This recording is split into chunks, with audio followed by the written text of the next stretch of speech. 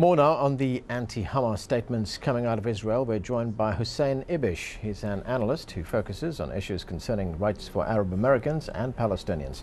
Thanks for joining us. Pleasure. Thank you very much. Well, we're hearing all these statements coming from the top two candidates in the Israeli election. We know that Israel's having an election, so can we simply put this down to campaign rhetoric? Not exclusively, but largely. And I think the efforts to outbid each other between Livni and Netanyahu, that almost Olmert is kind of commenting on Riley in a way, that is about electioneering. It's called pandering, and we see it everywhere that people engage in elections. Lowest common denominator stuff, and appealing to Israelis on the grounds that I'm the one to take the battle to Hamas. Hamas is the enemy. We are on the defense, etc. I mean, that's going to play well.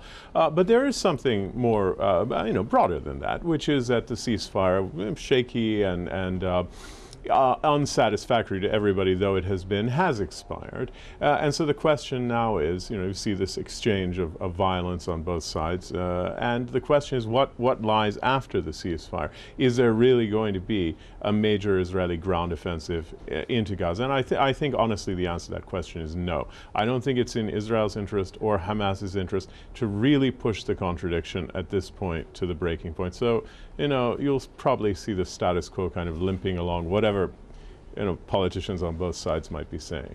Well, besides the campaign rhetoric, what other options does Israel have? Well, certainly they could do more militarily. There is, of course, the siege that's caused tremendous suffering to the population in Gaza.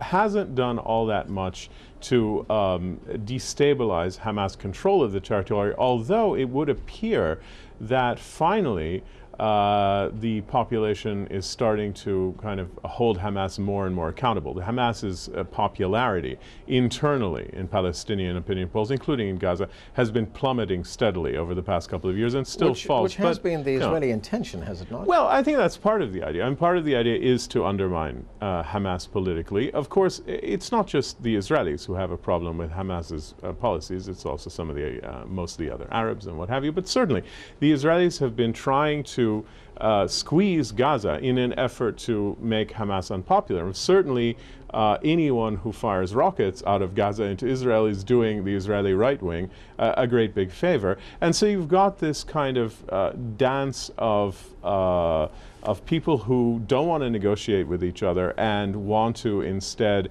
have this kind of low-level conflict. As I've said, I don't think it's in Israel's interest now to launch a larger offensive in Gaza, and I don't know exactly what the tipping point would be. Could they do it? Yes. Would it be wise for them to do it? Probably not under the present circumstances.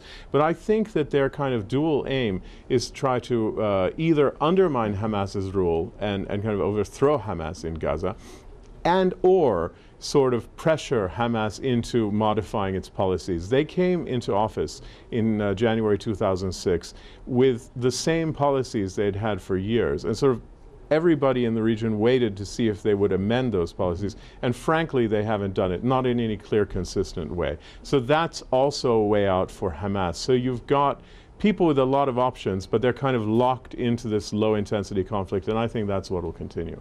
Do you think that politicians like Netanyahu and C.P. Livni still take their cue from the military when it comes to yeah, absolutely. Israel is a garrison state. Military affairs are paramount, and I think there's no doubt whatsoever that the military is a dominant force. Military and quasi-military, sort of. There's a whole set of Israeli society that's connected with the military as well. Now, there is an interesting distinction. There are many people who say, well, Kadima and Likud, Livni and Netanyahu doesn't make any difference. Well, perhaps not on a day-to-day basis, but I do think it's significant that Kadima called the election on the issue of Jerusalem. Shas tried to force them into dropping Jerusalem from the table in negotiations with Palestinians, and Kadima said no. Livni called an election. Is that what Israeli voters are going to be voting for? No. But I think you do have significant differences in the approaches of these two parties. Thank you very much. Thanks You're for joining more than us. welcome. Thank you. The two luxury hotels at the center of the Mumbai siege have reopened. Around 80 staff and guests were killed in the Taj Mahal and Oberoi Trident hotels.